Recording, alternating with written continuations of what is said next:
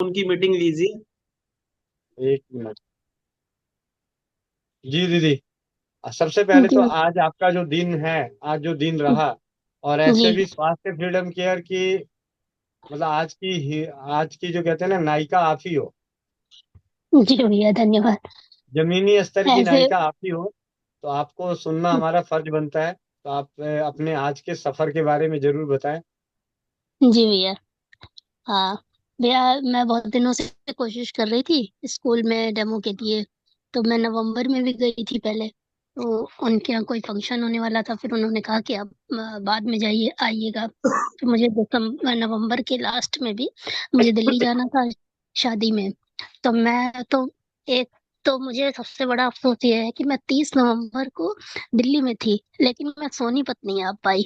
इसका मुझे बहुत अफसोस रहेगा हमेशा, क्योंकि कुछ हालात ऐसे बन गए, पारिवारिक माहौल था तो निकलना हो नहीं सका। तो फिर वापस मैं 1 दिसंबर को वापस आई हूँ कानपुर। और फिर मैंने यहाँ पे आके उनसे मुलाकात करी। तो प्रिंसिपल राजी हो गई थी। तो उन्होंने असेंबली में टाइम दिया मुझे कि असेंबली में आपको थोड़ी देर का टाइम दिया जाएगा। तो प्रॉब्लम ये हो कि वैसे डेमो वगैरह तो सब कुछ अच्छा हुआ, बाकी सबको बहुत अच्छा भी लगा। और कुछ टीचर्स ने मेरे से नंबर भी लिया है। और उसी में से एक अध्यापिका थी, उनके बेटे को थोड़ा मानसिक कोई प्रॉब्लम हो रही थी, तो उन्होंने बताया मुझे। तो मैंने कहा कि ठीक है, मैं आपको लिंक देती हूँ, लेकिन अभी तक उन्होंने कोई अप्रोच नहीं किया है मुझे। और एक और टीचर थी, तो उन्होंने कहा कि आपका काम बहुत अच्छा है। ऐसे करके फिर उन्होंने मेरा एक पाउच भी लिया। बाकी उन्होंने अपनी बेटी की समस्या भी बताई थी कि उन्हें उसे पीरियड में थोड़ी प्रॉब्लम हो रही है। तो मैंने उसका समाधान भी बताया। मैंने कहा आप भाप ले लीजिए, उसको भाप दिलवाइए। और मसाज के लिए भी बताया। और गर्म पानी में घी डालकर पीने के लिए भी बताया, क्योंकि ये कह रही थी कि बहुत दर्द होता है उसको। मैंने कहा आप इतना करिए, और अगर कोई और समस्या होती है तो मुझे बता दीजिएगा। तो वो सेटिस्फाइड थी। फिर और लेकिन भैया एक बस समस्या ये हुई स्कूल में, बाकी डेमो वगैरह तो बहुत अच्छा हुआ, लेकिन उनके यहाँ कंस्ट्रक्शन का काम चल रहा था। तो बच्चों के बैठने की कोई व्यवस्था नहीं हो पाई। फिर लेकिन प्रिंसिपल भी बहुत अच्छी है, और उन्होंने भी कहा कि आपका प्रोग्राम तो बहुत अच्छा हुआ है। तो मैंने कहा कि आप अगर हो सके तो ये कंस्ट्रक्शन होने के बाद या फिर कहीं और जगह का अरेंज करके बच्चों को बैठा के, जिससे कि उनको आराम से बैठ के, क्योंकि अभी बच्चे धूप में खड़े थे और परेशान भी हो रहे थे। तो फिर जल्दी जल्दी से करना पड़ा। और कुछ चीजें जो मुझे और मन था बताने का, कि उनको डाइट कैसी लेनी चाहिए और जंक फूड वगैरह के बारे में, फिर वो मेरा हो नहीं पाया। तो लेकिन ये बात मैंने प्रिंसिपल जी उनसे डिस्कस करी थी। तो उन्होंने कहा ठीक है, मैं कुछ महीनों के बाद या फिर नेक्स्ट ईयर मैं आपका रखवाती हूँ, क्योंकि अभी कंस्ट्रक्शन का काम उनका लंबा चलेगा। तो भैया ये अनुभव रहा। और एक कॉलेज में भी बात हुई है, वो भी वो को एड है, लेकिन उन्होंने कहा है कि मेरे ख्याल से 10 या 11 तारीख के आसपास उन्होंने रखने के लिए बोला है ये कार्यक्रम। और वो तो बड़े स्तर पे करेंगे, क्योंकि वो ऑडिटोरियम में कह रहे हैं करने के लिए। मैंने कहा ठीक है, मुझे प्रिंसिपल से परमिशन मिल जाती है जब लिखित रूप पे, तो फिर मैं बताऊंगी आपको, बाकी हो जाएगा। जी भैया।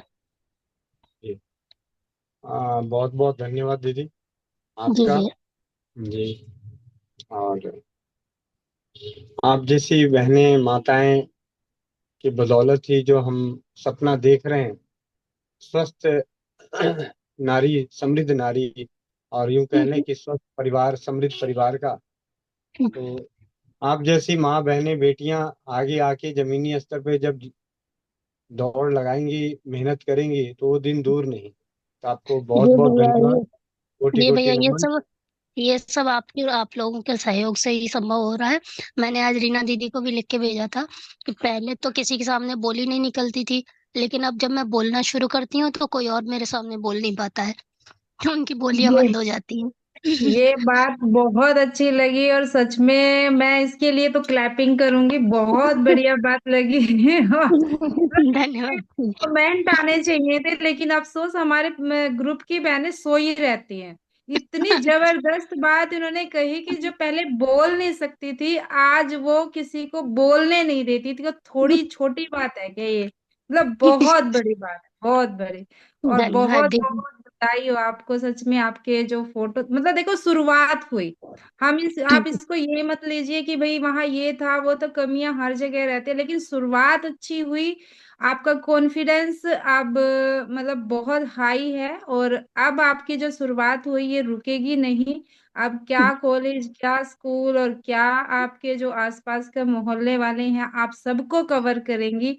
तो बहुत अच्छी शुरुआत हुई, और आपका जो वो कमेंट था वो मुझे बहुत अच्छा लगा, सच में बहुत। जी दीदी। जी दीदी, और एक और बात है कि अब ये 50 के ऊपर की एज हो चुकी है, लेकिन अब 25 जैसी स्फूर्ति लगती है शरीर में। आज आपको दिशा मिल गई ना। मतलब जो जी हम अपने अनुभव, अपने अंतर मन का जो नहीं कर पा रहे थे, और जब अपने मन का करते हैं ना, तो ये फीलिंग आती ही आती है कि अभी तो शुरू हुआ है। अभी तो जी बहुत कुछ बाकी है, अभी तो शुरुआत हुई है। जी जी, बहुत कुछ करना है, बहुत।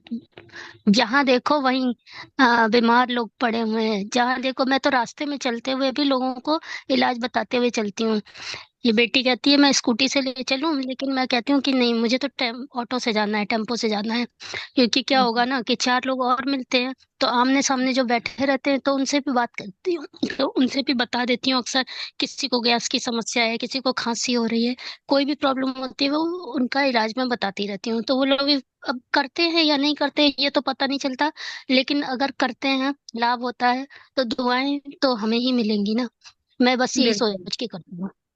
बिल्कुल। और ये जो चलता फिरता प्रचार हो जाएगा ना, इससे ये होगा कि अरे हाँ, ये उसने मुझे बताया था, कभी तो याद आएगा। मतलब उस जी जी, टाइम ना सही, लेकिन जब परेशान हो जाते हैं ना, तब वो दिमाग की घंटी बजती है, और वहां से वो बात बिल्कुल। आती है कि हाँ उसने बताया था, तो चलो करके देख लेते हैं। तो जी बहुत बढ़िया। बिल्कुल। जी। जी, धन्यवाद जी।